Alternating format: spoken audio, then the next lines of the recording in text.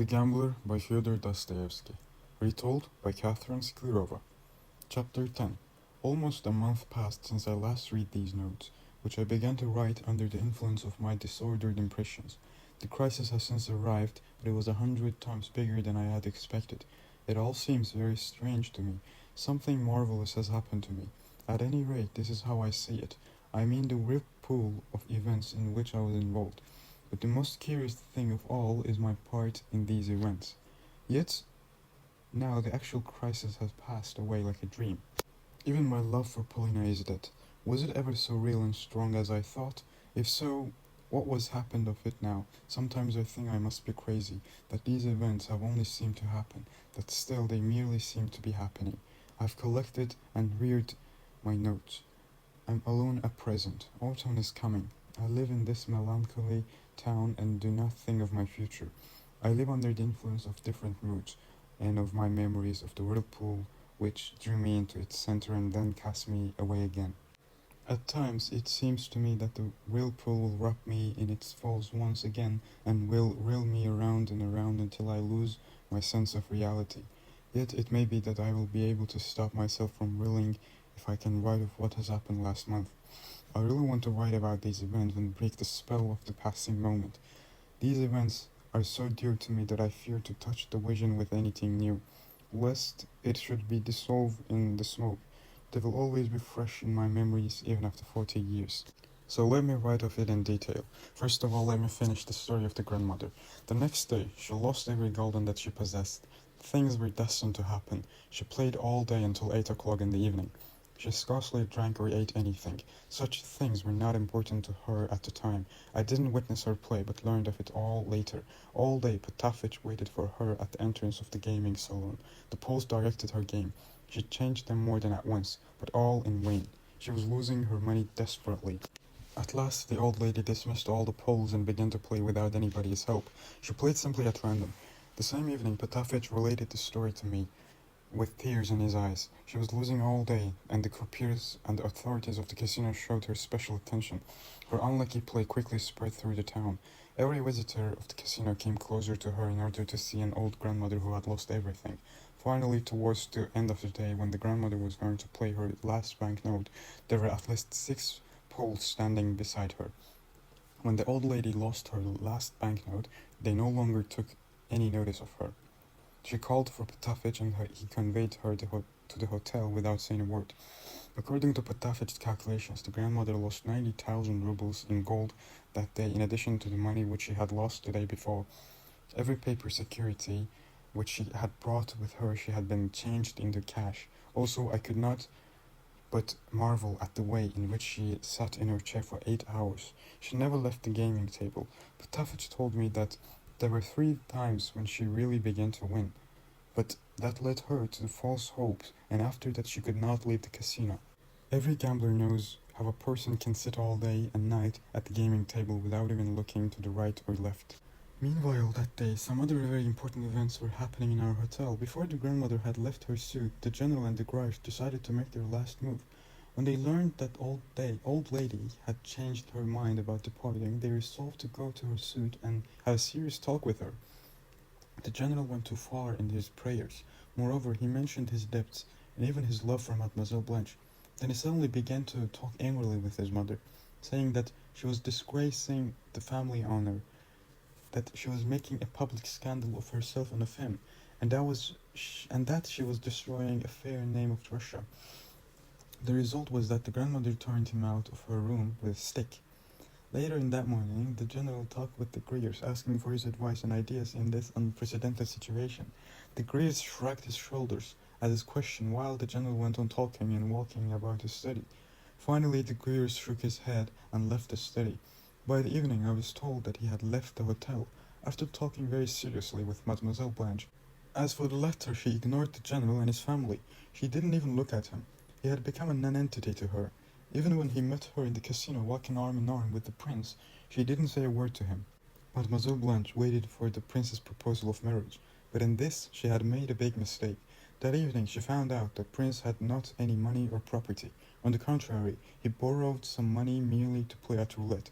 With tears in her eyes, she left the casino, went to the hotel and shut herself up in her room. The same morning I went to Mr. Astley. I could not find him anywhere. He didn't even lunch at this hotel, as usual. However, at 5 o'clock I saw him walking from the railway station. He was in a great hurry. He was thoughtful and worried. He greeted me in a friendly manner. I walked beside him without asking questions. I told him in short about the grandmother's losses. He listened attentively and then shrugged his shoulders. "She will gamble away everything that she has. That is obvious," he said. "I think so too. Where have you been today?" "I went to Frankfurt on business." What more could I ask? He was staying in another hotel. I accompanied him to the hotel silently. When we stopped before his hotel, he nodded to me and went in. As for me, I returned home and went to my room. I could not learn anything from that Mr. Astley. I was unable to formulate any right questions at that time. Paulina spent that day walking in the park with the children and sitting in her room. She avoided the general for a long time and had not a word to say him. Yes, I had noticed that. The general, in his turn, didn't trouble her with any explanations. Moreover, when I returned to the hotel after my conversation with Mr. Astley, I met Paulina and the children in the hall. Her face was very calm, as though the family problems had never touched her. She greeted me coolly, and I went to my room in a very bad humor. I had not talked to her in person in a long time. I was at a loss. The situation between us had arisen in a curious way. 2 months ago I had noticed that she wanted to make me her friend for some purpose. She had not reached the desired result, and we had fallen into a strange situation. At the same time, if my love was nothing to her, but why had she not forbidden me to speak of it to her? But she had not forbidden me. Of course, she had been always angry when I talked about my love for her. She loved to torture me with her coldness and indifference, yet she must have known that I could not live without her. There could be no doubt that she had some secret. What the grandmother had said about the Greers had upset me very much. I had begged her to be open with me, yet she had always kept me at a distance. Was it not torture to me, all this? Could she really love the Frenchman? What about Mr. Astley then?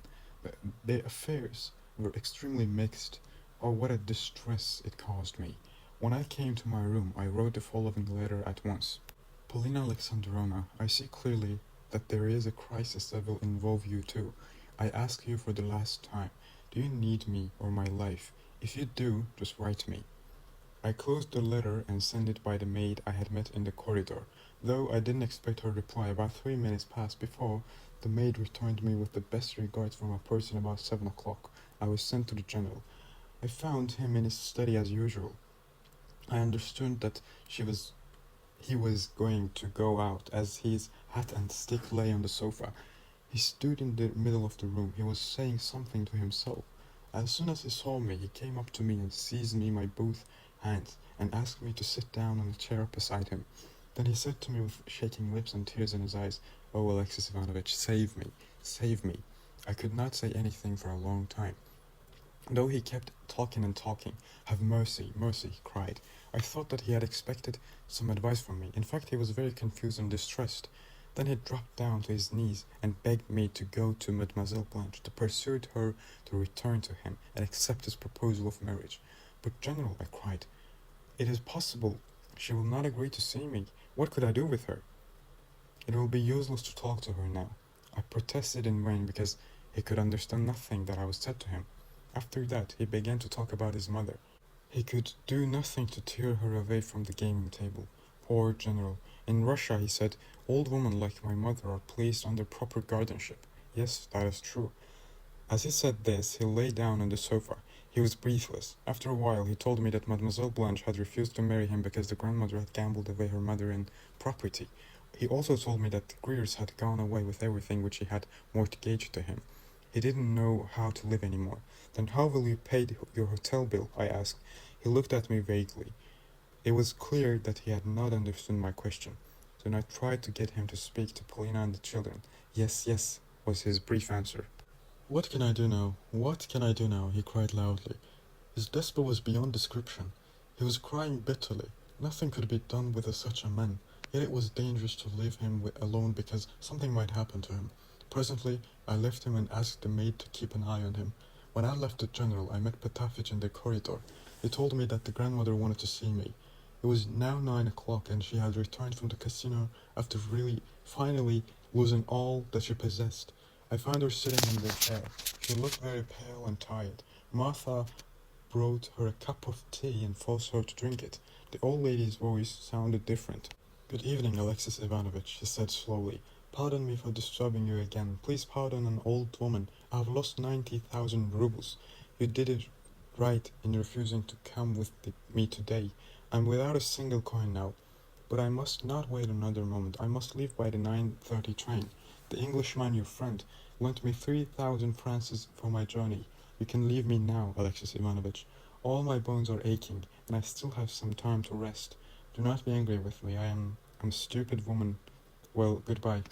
I went to my room again. I felt tired. I could not rest quietly in my room. I kept thinking that something was going to happen. I left the hotel and went to the park for a few minutes' walk. My letter to Paulina was clear and firm. I felt sure that it was my final letter to her. I had heard of the Greer's departure. Paulina would reject me as a friend for sure. However, I was ready to do anything for her. How could it be otherwise? I resolved to see the old lady off. Towards the hour of the train's departure, I went to see the train station and accompanied the grandmother to her compartment. She thanked me for my help kindly. So soon the train began to move. I returned home sadly.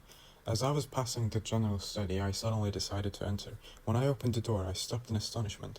Before me, I saw the general and Mademoiselle Blanche. They were laughing cheerfully. Soon afterwards, I learned from Mademoiselle Blanche herself that after Prince's departure, she resolved to comfort the general and had just arrived for that purpose when I entered.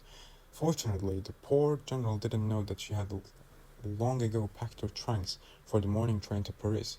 I decided not to enter her study and went away unnoticed. It was late evening by then.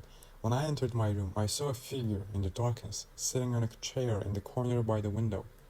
The figure didn't rise when I entered. I approached it, looked at it attentively. I felt my heart almost stop beating. It was Paulina.